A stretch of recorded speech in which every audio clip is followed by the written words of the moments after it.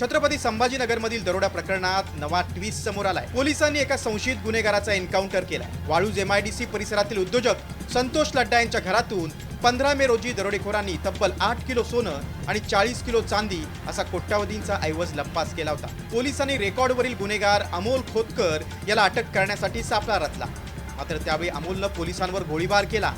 त्यानंतर प्रत्युत्तरादाखल पोलिसांनीही गोळीबार केला। खोतकर कुटुंबियांनी पोलीस यंत्रणेवर गंभीर आरोप केले।